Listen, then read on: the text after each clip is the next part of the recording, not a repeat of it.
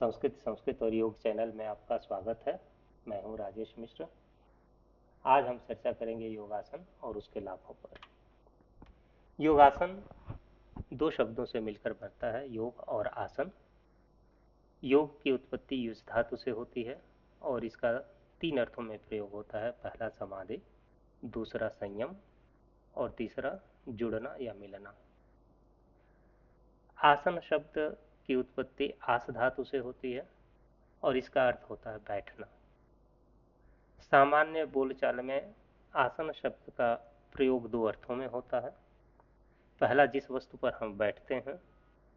उदाहरण के लिए, जब हमारे घर कोई अतिथि आ जाता है तो हम उसको बैठने के लिए कुछ प्रदान करते हैं और कहते हैं कि आसन ग्रहण कीजिए। अथवा पूजा पाठ में जब देवी देवताओं का आवाहन होता है तो उनको आसन के लिए पुष्प या अक्षत समर्पित करते हैं। बैठने के अर्थ में जो आसन का प्रयोग होता है उसका तात्पर्य है बैठने की कला। हम किस तरह से बैठते हैं, हमारे शरीर की स्थिति क्या है। महर्षि पतंजलि ने अष्टांग योग में आसन को यम नियम के पश्चात तीसरे स्थान पर रखा है और उसके पश्चात प्राणायाम, प्रत्याहार, धारणा, ध्यान और समाधि की चर्चा करते हैं। आसन की चर्चा करते हुए वह कहते हैं, स्थिर सुखम आसनम। जिस स्थिति में स्थिरता पूर्वक और सुख पूर्वक बैठा जाए वह आसन है।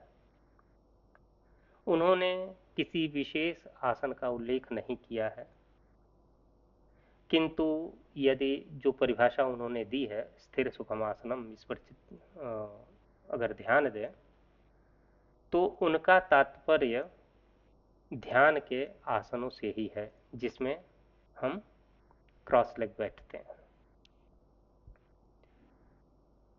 वहीं अगर हठ योग की बात करें तो वहां अनेकों प्रकार के आसन हैं।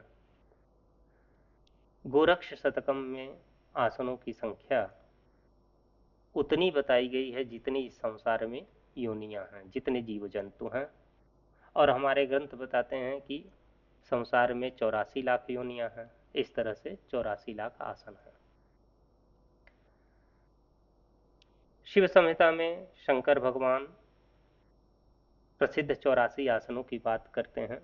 चतुर्शीत्यासनानि सन्ति नाना विधानि च। चतुर्शीति 84 आसनानि सन्ति, आसन है नाना विधानि च, अनेक प्रकार के।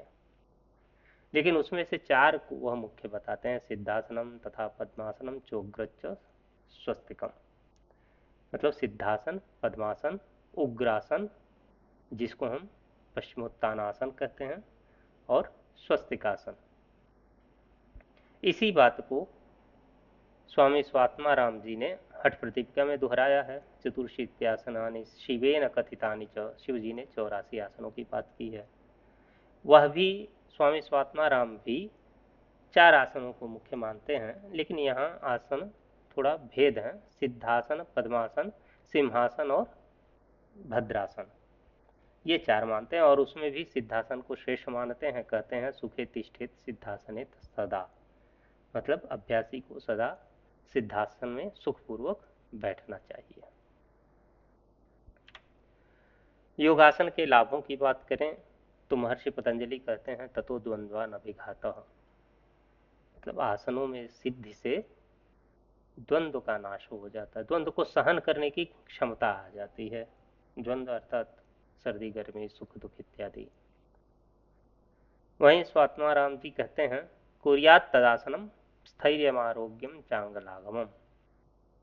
आसन करने से स्थैर्यम आरोग्यम अंगलाघवम। स्थैर्यम यानी स्थिरता, आरोग्यम यानी स्वास्थ्य, अंगलाघवम, लाघवम मतलब होता है हल्कापन, तो शरीर के अंगों में हल्कापन। ये 3 लाभ वो बताते हैं आसन के। और घेरंड मुनि घेरंड संहिता में कहते हैं आसनेन भवेत् दृढ़म। आसन से दृढ़ता आती है। तो आइए कुछ लाभों पर दृष्टि डालते हैं। पहला, जैसे पहले ही बात हुई है, आसन जो है शरीर को सुदृढ़ बनाता है और उसकी कार्य क्षमता को बढ़ाता है। इससे मनुष्य के शरीर की रोग प्रतिरोधक क्षमता बढ़ती है, जिससे भविष्य में होने वाले रोगों से बचाव होता है। महर्षि पतंजलि भी कहते हैं, हेयम दुखम अनागतम, जो आने वाले दुख हैं उनको वो नष्ट करने के योग्य हैं, उनको नष्ट करना चाहिए। तो आसन करने से आने वाले जो रोग हैं वह भी तो दुख ही हैं, नष्ट होते हैं। लेकिन अगर किसी को रोग हो भी जाए तो आसन, कुछ विशेष आसन विशेष रोगों में उनके उपचार में सहायक भी होते हैं, उनसे उबरने में हमारी सहायता करते हैं। आसन जो है बॉडी को डिटॉक्स करते हैं, आसन करने से बॉडी डिटॉक्स होती है, विषाक्त पदार्थ जो हमारे शरीर के हैं बाहर निकलते हैं और हमारा शारीरिक स्वास्थ्य जो है सुधरता है। आसन करते समय हमारी मांसपेशियां खींचती हैं और सिकुड़ती भी हैं, उनमें फैलाव आता है और उनमें संकोच भी होता है। तो इस तरह से उनमें लचीलापन बढ़ता है, उनकी फ्लेक्सिबिलिटी बढ़ती है। और जब मांसपेशियों की फ्लेक्सिबिलिटी बढ़ती है तो ओवरऑल शरीर की फ्लेक्सिबिलिटी बढ़ती है, उसमें लचीलापन आता है, शरीर के अंगों में हल्कापन आता है, जो कि हम पहले ही देख चुके हैं।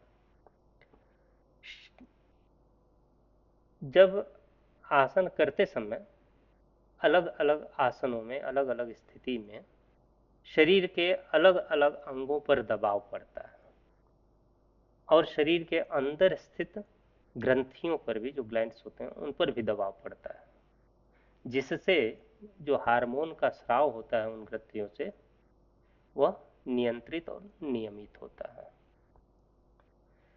आसन हमारे शरीर, मन और चेतना में समन्वय स्थापित करता है और समन्वय स्थापित करने से हमारे अंदर स्थिरता आती है।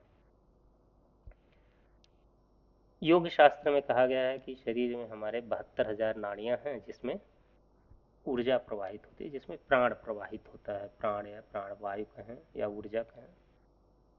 आसन करने से इनके प्रवाह में जो है, जो बाधा होती है वो समाप्त होती है, वह प्रवाह को निर्बाध बनाता है, ऊर्जा के प्रवाह को नाड़ियों में, और चक्रों को जागृत करता है। 7 मुख्य चक्र माने गए हैं। पहला मूलाधार, दूसरा स्वाधिष्ठान, तीसरा मणिपुर, चौथा अनाहत, पांचवा विशुद्ध, छठा आज्ञा चक्र और सातवां सहस्रार। तो इन चक्रों को जागृत करने में सहायता प्रदान करता है। आसनों में सिद्धि हो जाने पर हम योग के आगे के अभ्यासों के लिए आगे बढ़ सकते हैं। तो जैसे जब हम आसन सिद्ध हो जाएगा तो लंबे समय तक बैठ सकते हैं और आगे प्राणायाम, धारणा, ध्यान का हम और समाधि का अभ्यास कर सकते हैं। तो ये थे कुछ आसनों के कुछ लाभ। और वीडियो कैसा लगा आप बताइएगा, और अगर अच्छा लगे तो लाइक करें, सब्सक्राइब करें और शेयर करें। धन्यवाद, नमस्कार।